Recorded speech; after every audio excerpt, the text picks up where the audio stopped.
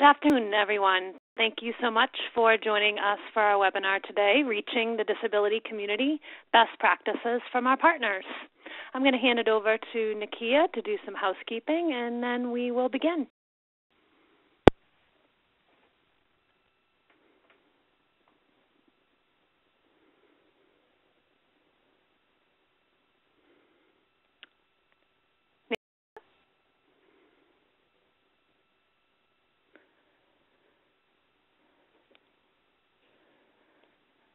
Not if we lost her.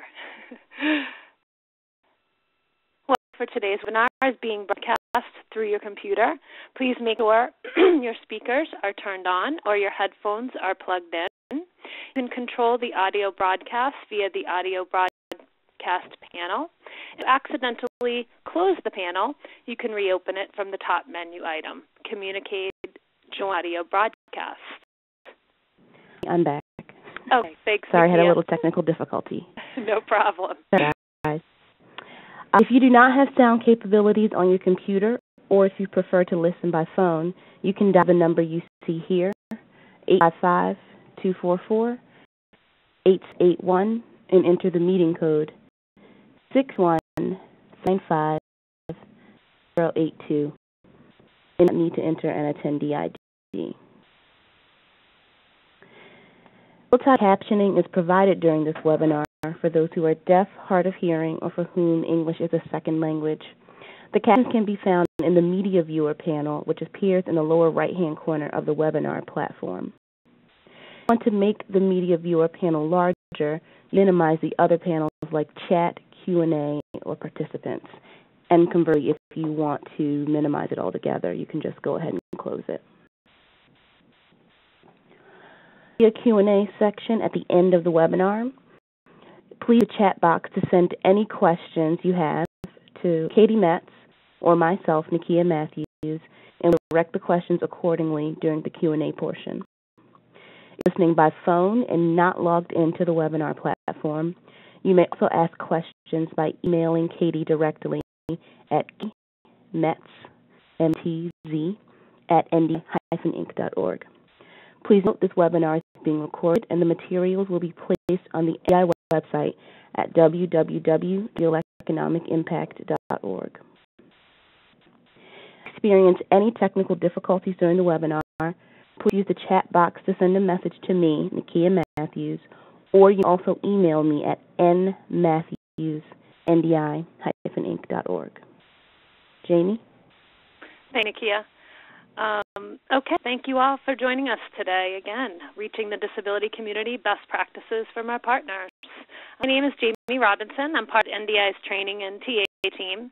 Today we're going to be hearing from 4 of our partners from across the country who will be sharing effective strategies with their region and organization in terms of their reaching out, serving, and collaborating with their local disability community. And we'd to especially thank each of the partners today for agreeing to highlight and share their work nationally with our diverse audience today who represents NDI's Real Economic Impact Network, Workforce Development, and many other partners who are involved in tax and asset development work. I'd like to say a special thanks to all of NDI's partners, Bank of America, Accorda, IRS, and Blatt Institute, and especially for Walmart for sponsoring today's webinar. For those of you on the line today who are new to NDI, we are a national research and development organization with the mission to promote income preservation and asset development for persons with disabilities and to build a better economic future for Americans with disabilities.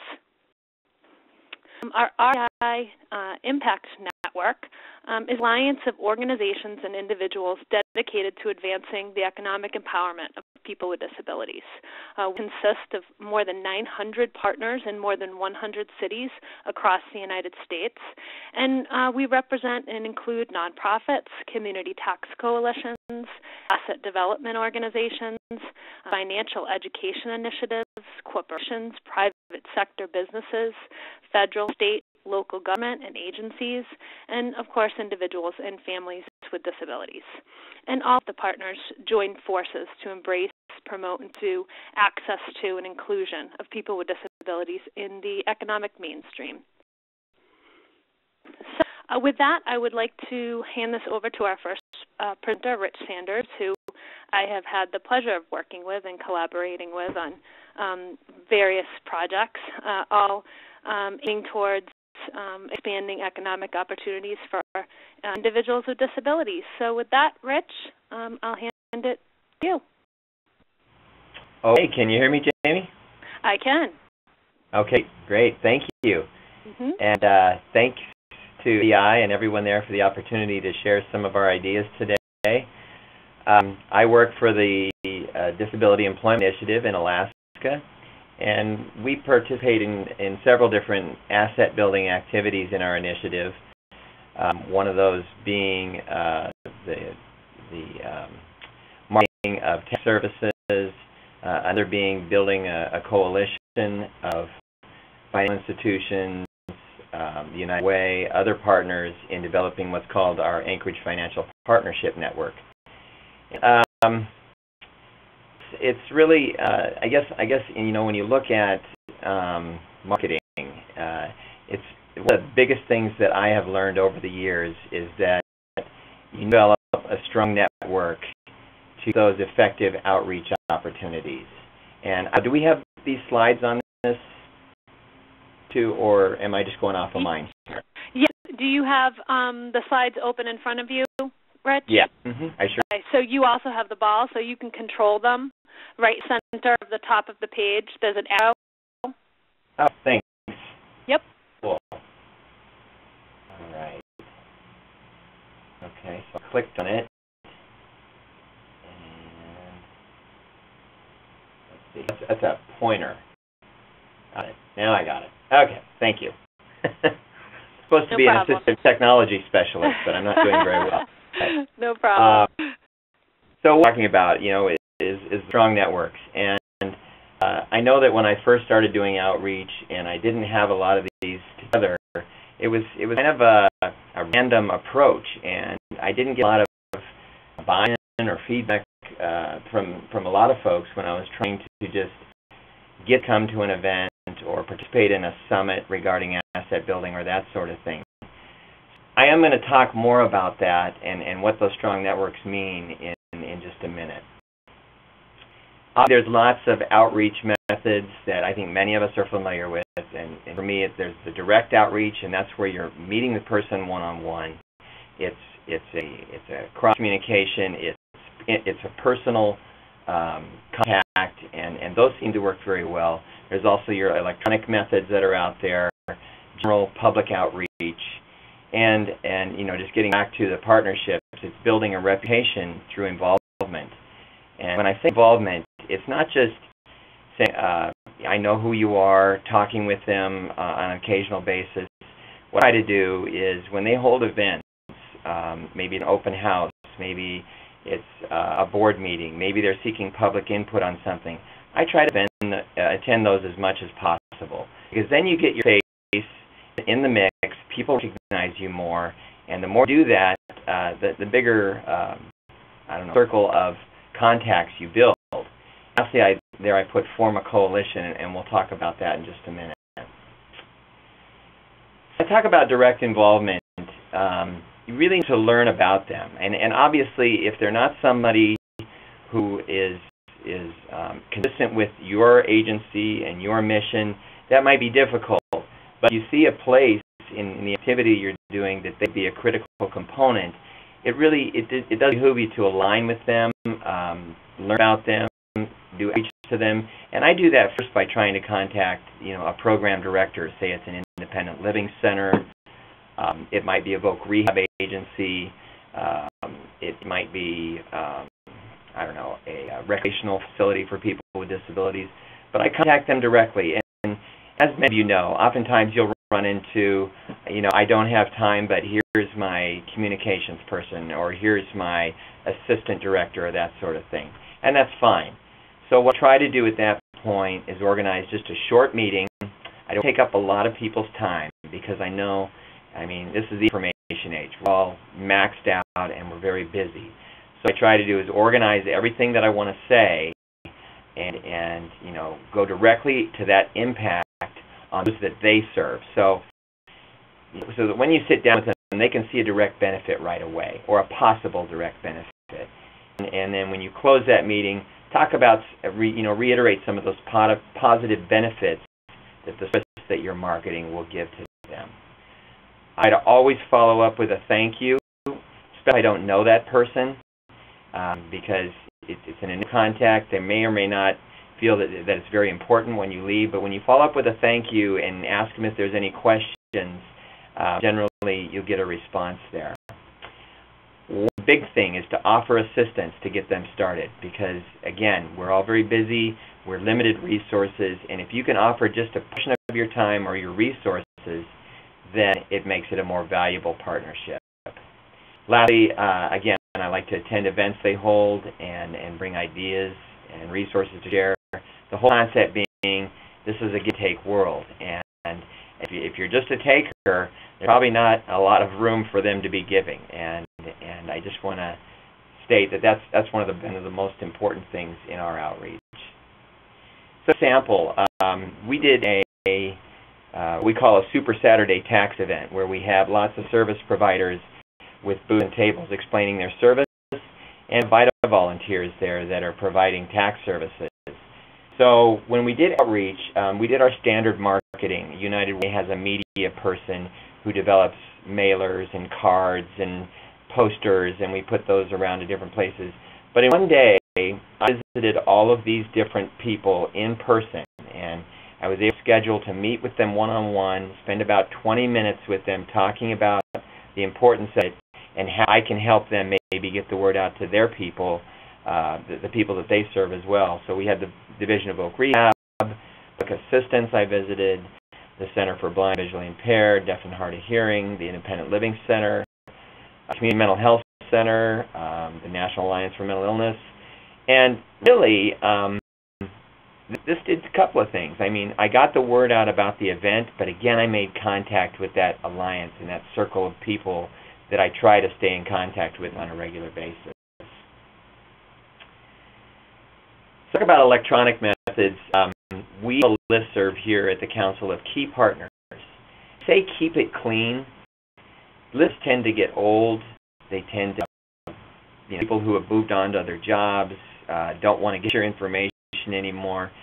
We're very fortunate here at the Council to have an intern on staff who can check that listserv, who can update our website, check our Facebook and Twitter accounts to post events and to see what kind of feedback we're getting.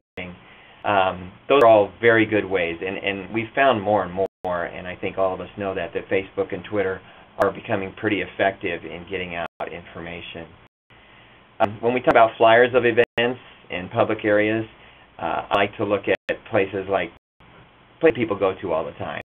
Your grocery stores, your transit centers, public assistance offices, things like that. And we also have a calendar on our website that posts our different events. Public, again, we have media folks both within our agency and also within our partnerships. So if I look at our Anchorage Financial Partnership, United Way is using their media contracts to do it.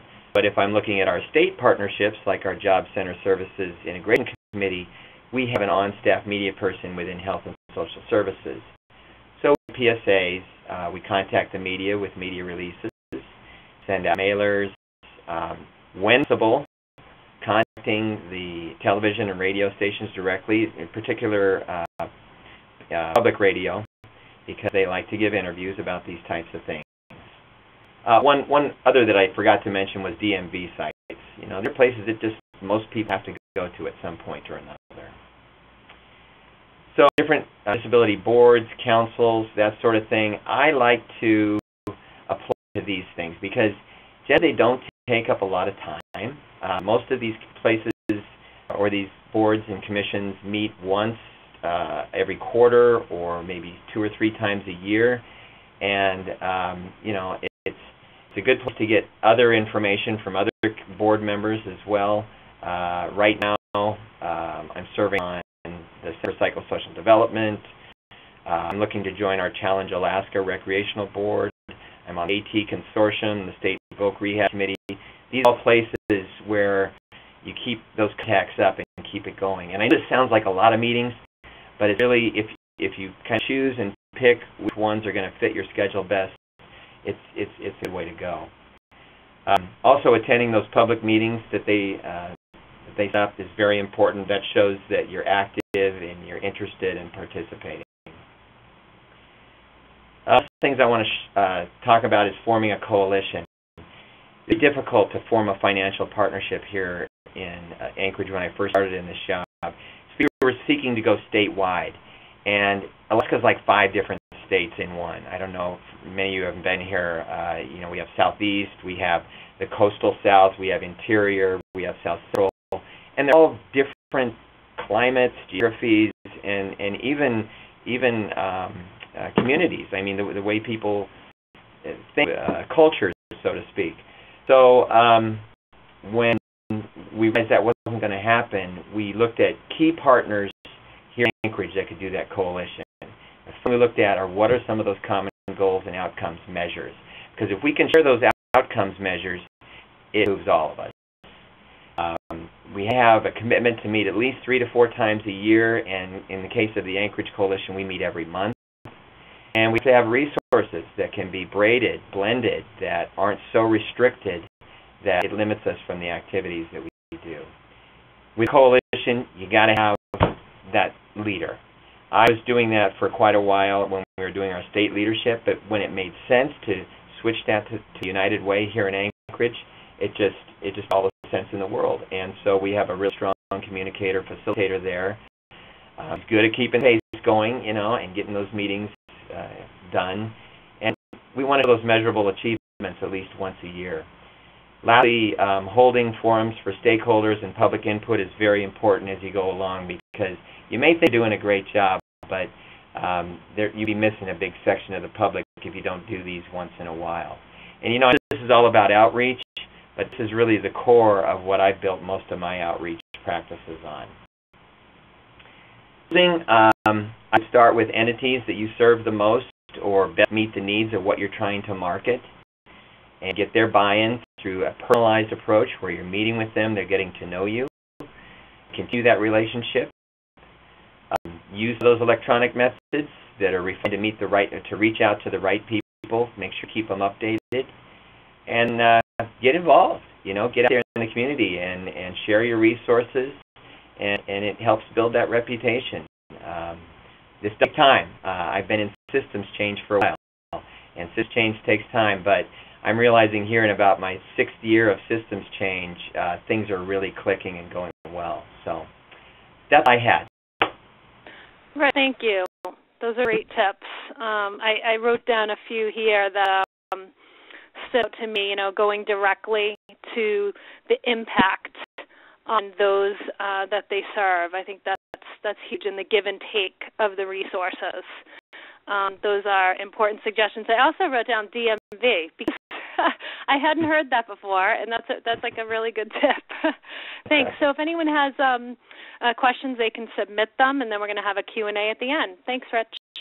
Yeah. So our next presenter is Jessica Ho. She's the manager at the Nashville Alliance for Financial Independence for the United Way of Metropolitan Nashville.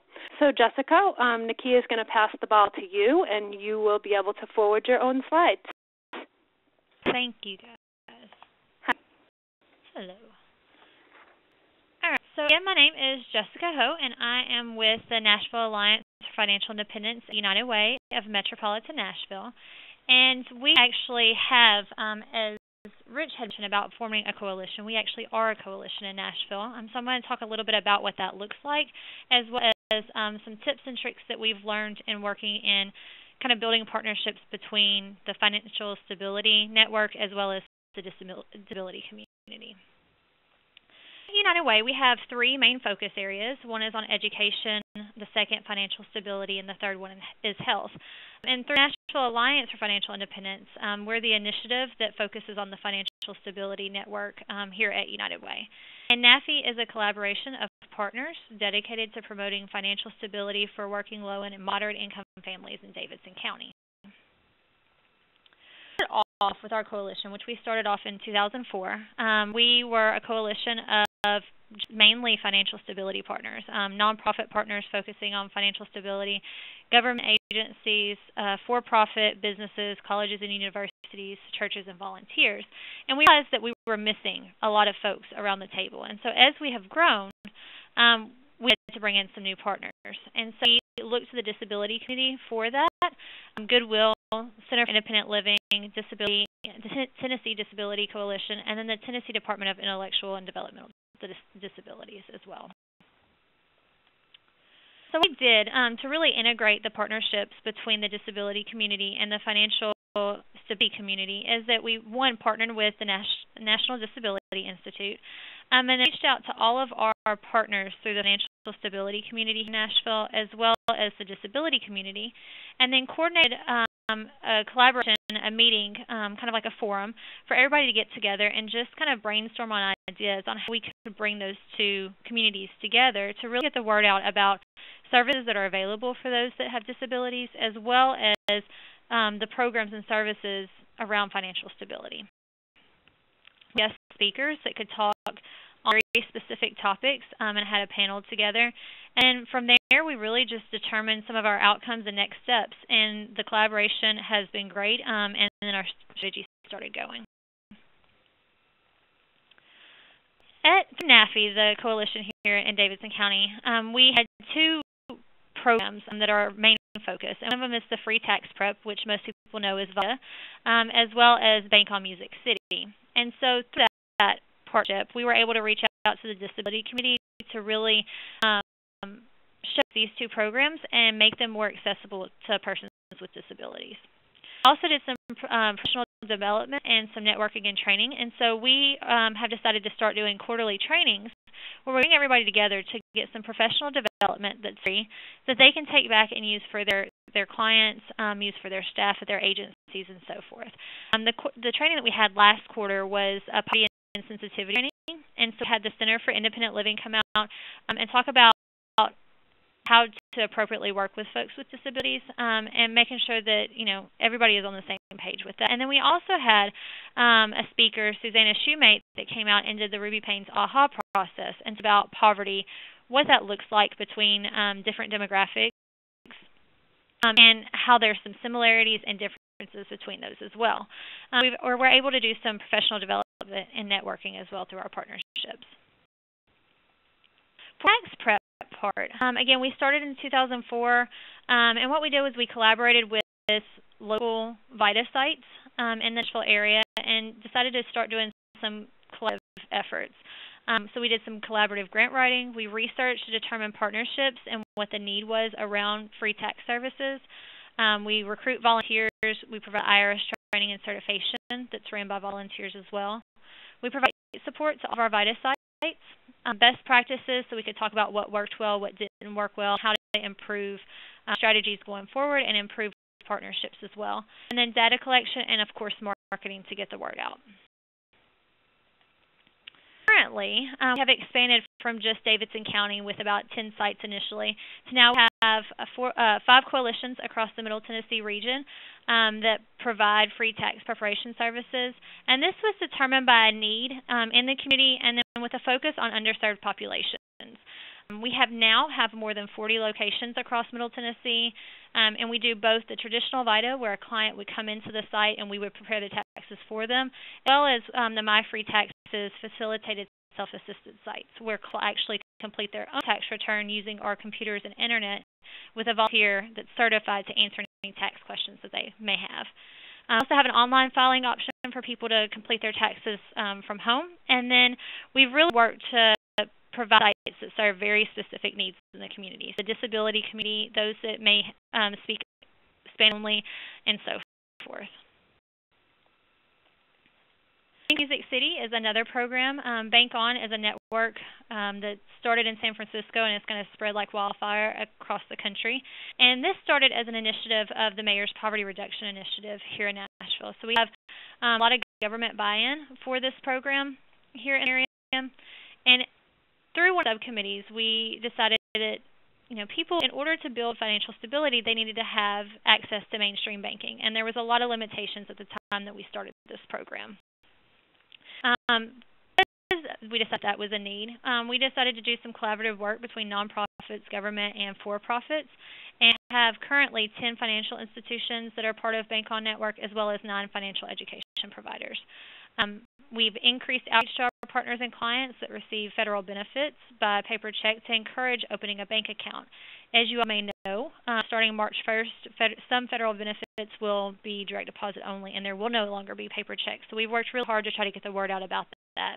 And then we encourage bank and credit unions to come on site to different agencies and events that we may have to open accounts so that it's more accessible to the community. And we've had some success with that as well. I want to close this with a great success story that we had. When we had the National Disability Institute come to Nashville and help us do some collaboration with the disability community, we had the meeting at Goodwill of Middle Tennessee. And through that partnership and through some of the coalitions going on in Nashville and networks, we have been able to grow that partnership tremendously. And so through that, we have free tax prep services on site at Goodwill of Middle Tennessee now. And through this partnership, we were able to do some collaborative grant writing, recruitment and training. We actually did special VITA training on site for Goodwill staff and volunteers for that site specifically. Free tax prep marketing, site support. So if they need any help, we're able to provide the extra support for them as a new site. And Goodwill of Middle Tennessee now has 2 free tax prep sites, one that's a traditional VITA site as well as the facilitated self-assisted site. Continue. I actually made this slide before I got new numbers, but Goodwill has now filed more than 110 returns since they started this tax season. And that's tremendous. For a new site, it's very hard to kind of get the word out about the program, but we've worked really closely with Goodwill to ensure that they've been successful, and they have done an amazing job. They've been able to, we actually had a client that came into the United Way offices, which we do not provide tax prep in our offices. It's out in the community at different partner sites. And we were able to refer a client to Goodwill who had a sign language interpreter available to assist with tax preparation. Through Bank on Music City, we are working to get increased awareness of the March 1st deadline for the direct deposit, as well as waiting on approval from our advisory council to add Goodwill as a financial education provider for the Bank on Music City program. This way we can expand financial education to those with disabilities in a much better way than we currently are.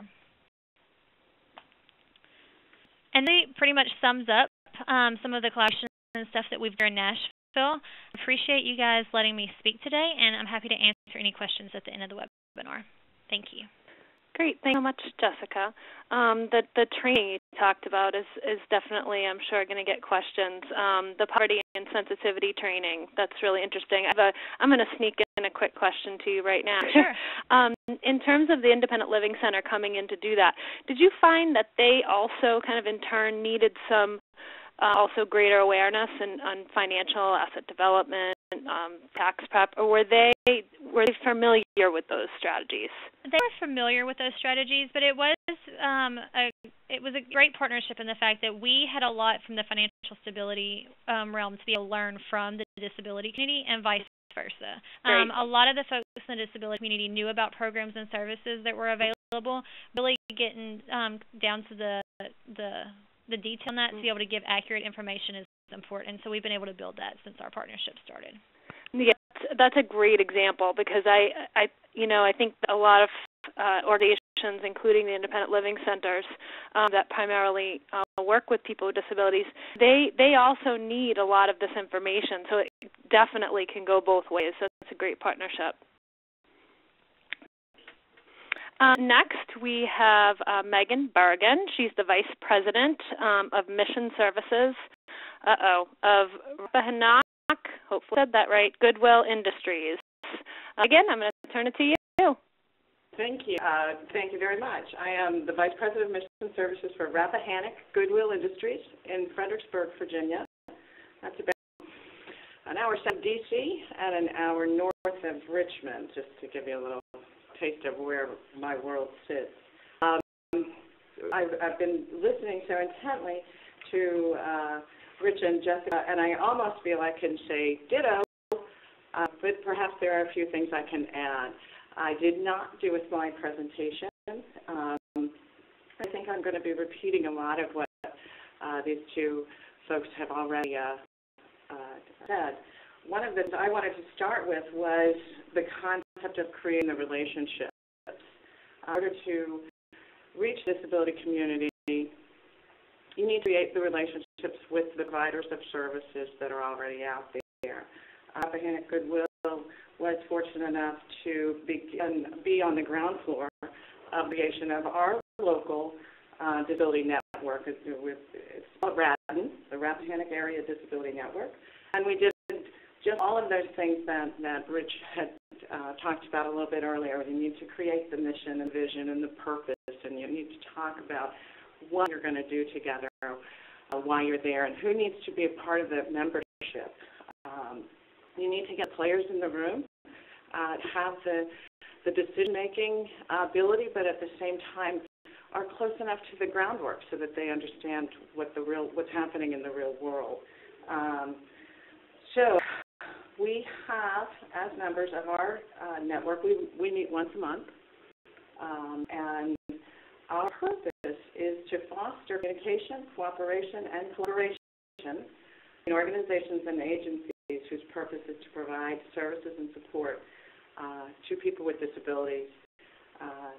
The ultimate mission is to promote inclusion for all people with disabilities in all forms of community life. So leadership, a big piece of this, obviously, let's begin with the CVR. In Virginia, the Department of Aging and Rehabilitative Services, bringing those folks in brings and adds the employment element that is so important in adult life. And they have a lot of resources that their Goodwills and other nonprofits are not going to have as a state agency. They have money on the state budget and some capabilities from a state perspective as well as the local perspective. In Virginia, the state VR and the Agency for Blind and Visually Impaired are two separate agencies, and I think in a lot of states it's a singular one. You're going to want to connect with those two agencies. Again, I'm going to repeat Rich and Jessica and saying the Center for Independent Living, the local Center for Independent Living, very large advocacy group, bring probably the most important piece in our network is people with disabilities. I'm sure it's not a surprise when who wouldn't ask what people with disabilities want and need would be people with disabilities. And if you don't include them when you're creating the services, you can be sure that you will probably miss the mark. So you're going to want to include people with disabilities in your network. The next big state agency would be whatever agency in your state operates the home community-based Medicaid waiver programs here in the state of Virginia. It's the Department of Behavioral Health. So in your area, you to connect with them. Just for anybody, a home and community-based Medicaid waiver purchases services for individuals who would otherwise be eligible for institutional living. So the Medicaid waiver allows these folks to stay in their community and really receive the support and services that they need to live there. So each state operates home and community-based waivers, and I would highly recommend you connect with the state agency that, and multiple agencies for the most part, probably. Here in Virginia, we have an intellectual disability waiver, a developmental disability waiver, an HIV/AIDS waiver, Alzheimer's waiver. Those you're going to want to get to whichever agency sort of facilitates the distribution of that fund. Of course, your mental health providers, combat, and again, I think I sound like I am repeating Rich. I think he has NAMI, but we have Mental Health America here. We went and connected with a rehabilitation hospital. This allowed us to connect with people who have spinal cord injuries, people who are amputees who have brain injury and strokes, and that gets us to a group of people who, once the hospital's done and they're going home and they're looking at a new life, employment should be top of mind as an adult. Let's see. Another interesting partner we found is a small paratransit transportation company, non-emergency. They are invaluable in terms of getting to folks. They're small. They're very personal.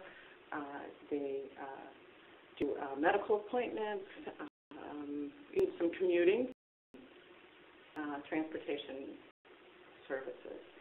And of course, the ARC, local ARC here, we have. And we also then recently thought we should open it up to, again, the folks with the disabilities, to get with the support groups, the Alzheimer's and Parkinson's and the MS Society support groups. We need to be informed. These are folks who need to be there. And then area public and private schools. So that's sort of the membership of the Disability Network that helps to inform so much of what we do and how we do it. The second thing I would say is to get connected to your workforce one-stop or career center. Our Goodwill, my Goodwill, is very fortunate to be a part of the Department of Labor's Disability Employment Initiative grant.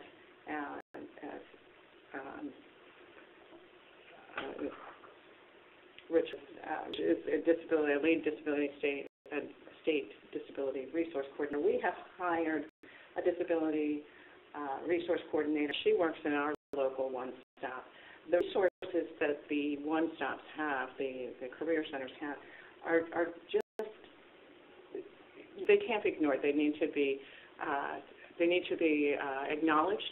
And people with disabilities are eligible for and can benefit from the operations and the resources in a career center. So we need to make that connection. Perhaps they need a little bit of support in navigating that system, but I think get connection with the One Stop is a really strong partnership. It's sort of a symbiotic relationship here. We operate job centers as well, and refer to us, folks who need very intensive one-on-one support, and we refer to them, folks who can benefit more from the resources that they have that aren't available to us. Finally, my last point would be to just be accessible, and by that I really mean welcoming to people with disabilities. I'm sure that everyone on the call is well aware of the AD accessibility, physical accessibilities, and wheelchair ramps, but oftentimes people with disabilities face attitudinal barriers. And I was really big to hear Jessica talk about the disabilities sensitivity training that they're still offered. And we do that. Rappahannock Goodwill has a working with people with disabilities training that we offer to the Chamber of Commerce, to the folks at the One Stop, and we partner with the local still to sort of go out and get rid of those myths around disability that will be the ones that open the doors. So that just to really quick, I really am a big fan of building those relationships, creating a network, connecting with the Workforce Center. There are a lot of good things that can come from that, and then to be prepared to serve the folks with disabilities. Be welcoming.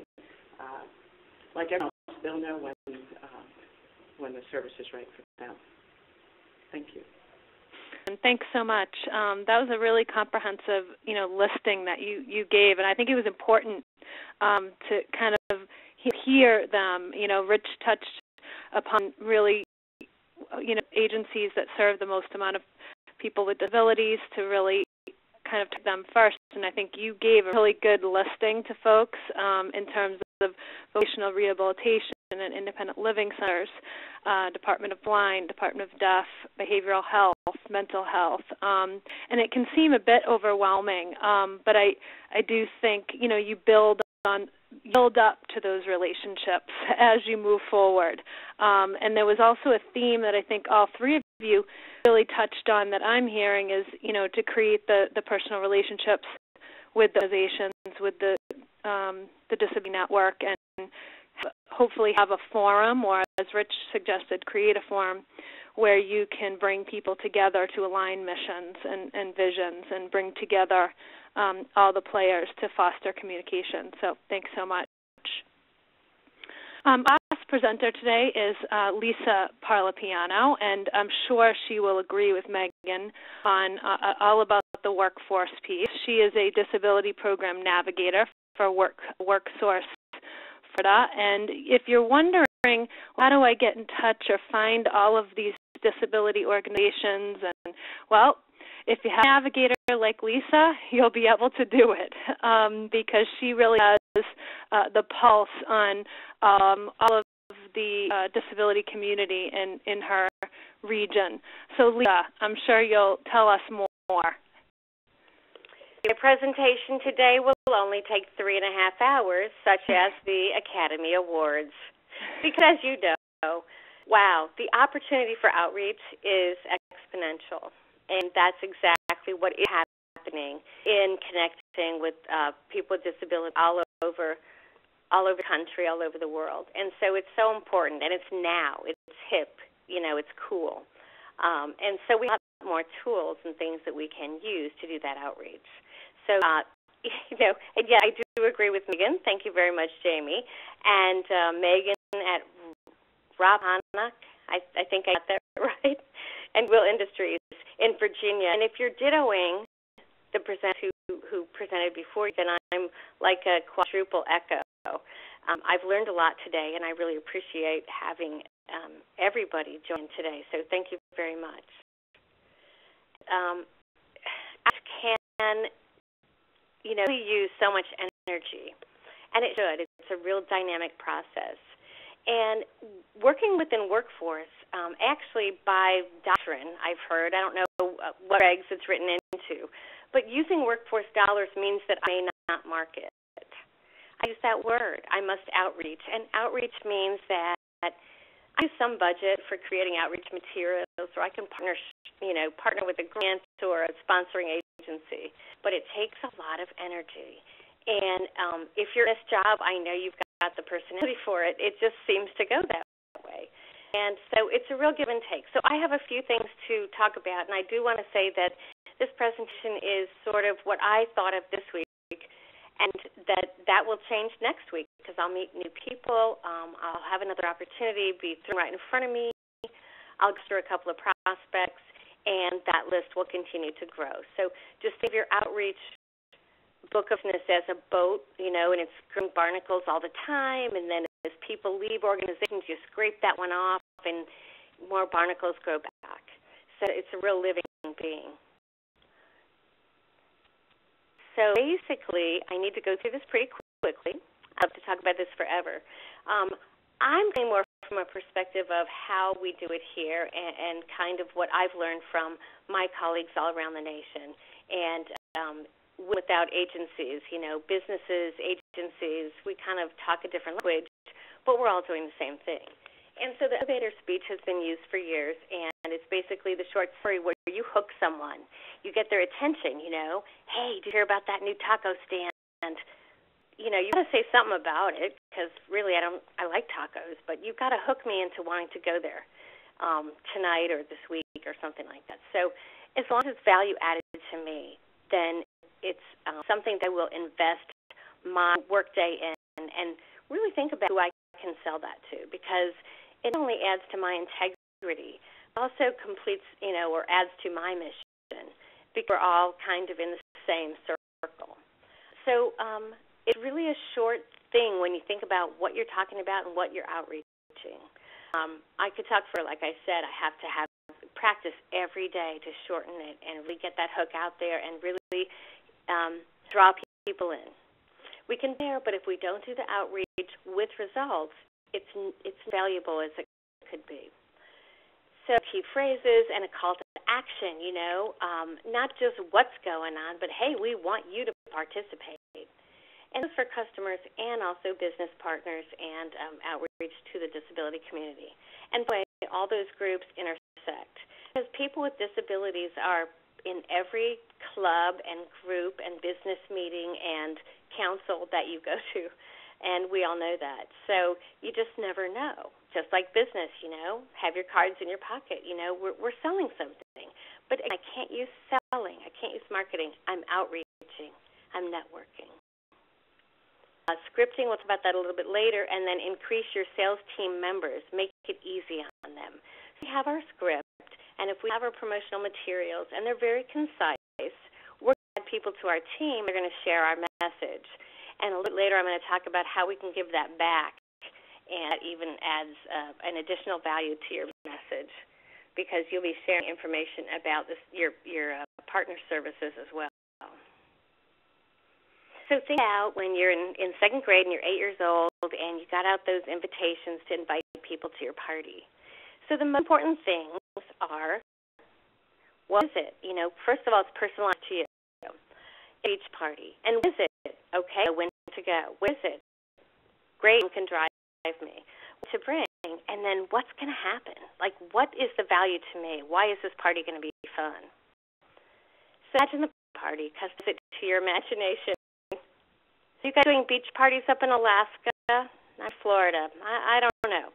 Anyways, this is a really important part of outreach. And I know how much you appreciate it when someone doesn't take up a lot of your time, but just takes up enough time to spark your interest and to tell you exactly what they're doing and what the added value is. It adds integrity to both of you as you perform the partner outreach. And, of course, that can grow exponentially. First of all, I come from the workforce perspective for quite a few years. And so inside partners are my first go-to folks and sources and structures within our company. And so as within any company, we have different departments, I will say. So, of course, the front desk and resource room, folks, veterans, our biggest future customers. And so there are lots of veterans that are going to need a lot of services, and we really want to be positioned to do that. And so do that outreach to your Wounded Warrior project in your area. Do that outreach to your veterans and your veterans who serve veterans with disabilities. Make a friendship with them. Make a partnership. Do some outreach to your center together, because you're representing a cross-section of a lot of customers at the workforce offices. Elder workers, I always say to people, and I didn't believe it when I was younger, so those of you who are younger, just trust me, but at my age, wow, we really come up against some health barriers and some even on-the-job injuries, health barriers, off-the-job injuries, fall ladder, all kinds of things. A lot of people get older and encumber health barriers or disabilities that really impact their ability to work. And so Elder Workers Program is kind of a quiet, co-located program in our region, and they're a really important component to outreach, to reach older than 55 years old. You also have an injured workers in your area. In our area, we do that through the workers' compensation state model here now. Years previous, it was a service that was connected to vocational rehabilitation. And so that has to do with if a person gets hurt on the job, and so don't know about that, connect to them.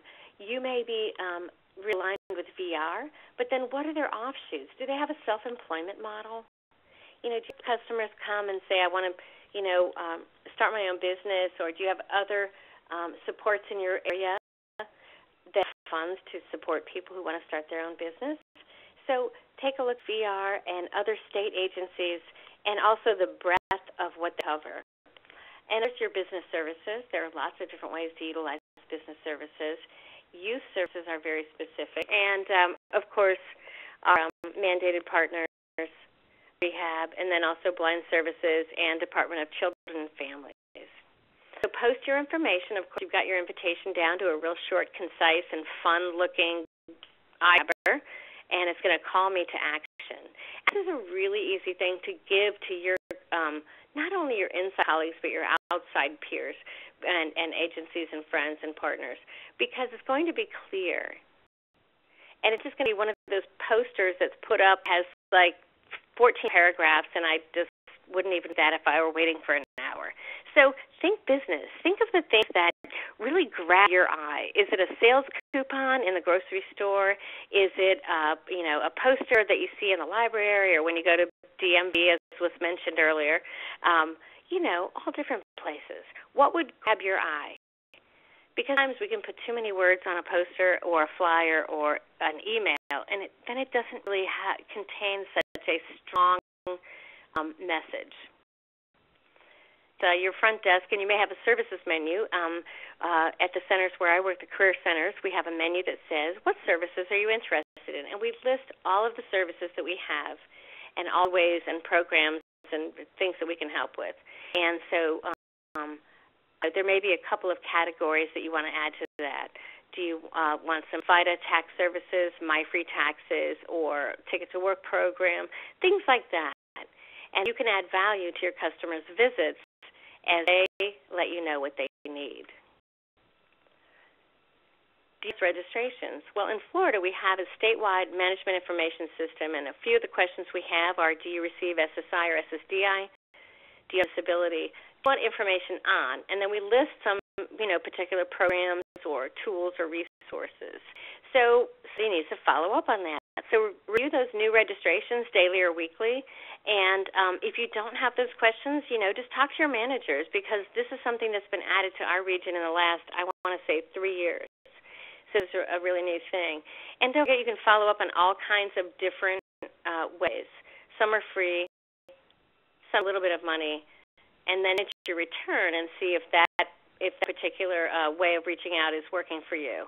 And the message is, don't miss out on these great deals. We want people with disabilities to access all of the resources and tools and programs that they then enhance their lifestyle and their future. So here's a PowerPoint no-no. Here's just a list that are some of the areas in your some of the agencies and partners in your area. And some of these I didn't hear. A lot of them I'm echoing.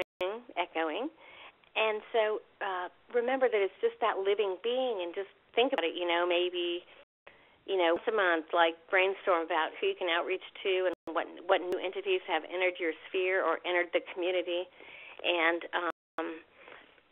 there are a lot of side, mainstream places where we can go ahead and do outreach and make those partnerships and spurred.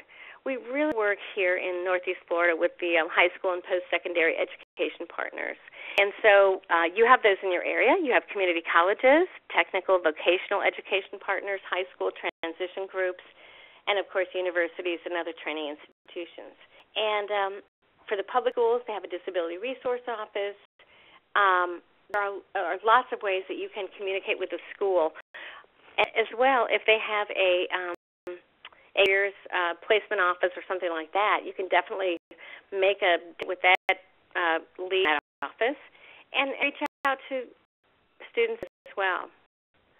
So, case scenario is here in Jacksonville, and I've had the pleasure of involved with a mover and a shaker who National Disability Institute created and was funded in supporting the B.E.S.T project here. It's the Building Economic Strength Together. This is specifically an asset development and financial education, very rounded program that's set up, and it's at the University of Florida. And this group has grown, and so visitation, I was able to attend the launch of this club. It's a club at a local university here, and I met so many contacts that my outreach group grew that day. Being, there for 3 hours, having a wonderful time, supporting the club, and meeting the partners who support this mission. And so really take advantage of that and find out, you can't always be the leader. Find out who the movers and shakers are, and get in there. You'll probably get an invitation, and then use that as a springboard to really exponentially increase your outreach circle. Innovation and referral agencies is a really great place as well. United Way is a leader in our area. They're very comprehensive, and probably in yours as well. A lot of the point of outreach material is to give people a really clear idea of what to do next, and so you need to be really inviting people with disabilities to contact you and learn more and get connected. Because if we see that, yoga on Wednesday poster, like, I really want to do that. But unless I have somebody there confirming and, inviting me to come and making sure I have a place at the table, I'm not sure if I'll really make it, maybe next week. So really make an invitation with a face and a location and a number and email where people can really contact you. Play and share, because part of this game is, just as it is in business, we really want to add value to the agency as well. What can I promote? Where are our co-customers? Where can I reach out and really direct customers in a really dedicated way to your agency or your program? And it really builds your integrity for both partners who are doing outreach, and it also spreads the information out into the community. And, of course, don't forget social media. This list was probably outdated by the time I wrote it. There are so many more ways that you can promote. And if you don't know how, because you're doing so many things, there might be technical assistance where you work, where there may be a communications department that can really ask for help. They won't come to you because they probably don't know that you're doing a great job. And so basically go right to that person you have who can help you with that, and just make friends. And they're going to be really happy to, I imagine, send out information and contact way more people through social media. So keep it up is with any exercise program, create your book of business, establish your listservs, use social media, but we need to review and update, and we need to make sure that if Sally stops working over there, we make sure that we take her name out and replace her with whoever the new contact is. And have a party, invite your partners in, and just do anything that you can to network and make aware that you really add value to their mission, and you can share that information with the community together. And that goes for sharing your toys too. I always think that's a good idea. It's really good to for your partners as well. And briefly, I want to say that there are a few things that I thought after I created this PowerPoint to share with you. You have a state lead, and you also have workforce peers in your state and in your nation. And so modern technology has made it really easy for us to all communicate together. So make use of state leads, support your state lead, and get their buy-in if you don't already have it, and just do that relationship back and forth, because state leads have been very empowering to the individual regions in their state throughout the DPN program, and that's a big change come over the last decade. So it's a very valuable too. And let your managers know. Sometimes we think that we keep our heads down, we do a good job, and that's that's really good. And a lot of times our managers don't know what we're doing. Your managers can tell the board, can tell community or state, regional, national partners. So really to spread the word and to network and promote your message. And so there are specific asset development groups, and I know that that was mentioned earlier. So we have the same things, and I do give a big hurrah to financial literacy and asset development groups. I failed to add libraries, public libraries, to my list. And I've got to tell you, we have so much coverage through our libraries in our region, and so we really appreciate that partnership. And so if you have a small business resource center, through the years that I've done this, I have worked with people with disabilities who wanted to start their own business. And a lot of people, it's very difficult, and very few people started their own business. And so the communication with the Small Business Resource Center really helped close that loop, because a lot of people thinking of starting their own business called Small Business Resource Networks or their governor or their congressman or local business advisory council. And there's particular support for that. And so that's the hints for you. So I need to stop now, but if you have any questions, my contact information is right there on the last slide. Thank you. Great. So thanks. You're so full of ideas. I'm glad you brought up youth. That's really key, not to forget about youth as well. We're run out of time for today, unfortunately, but if there are any questions or comments that you have, please do email my colleague Katie Metz with NDI. Her email is in the invite for the webinar, and you can also find it on the NDI website, and we will be sure to connect with the presenters if you have a question for them. Katie also put her email right there in the chat box, so you can see it, kmeth@ndi-inc.org. So please do follow up and add to the mix of the ideas that were shared today. That our next webinar is Wednesday, March 13th from 3 to 4, and you can find out the topic. That will be posted soon on our website. I want to have one last special thank you to our sponsors. And here's some additional information. So thanks again to all our presenters for your time, for sharing your ideas, your experiences on disability outreach, and great tips. So, and thank you all for joining us today, and have a great afternoon.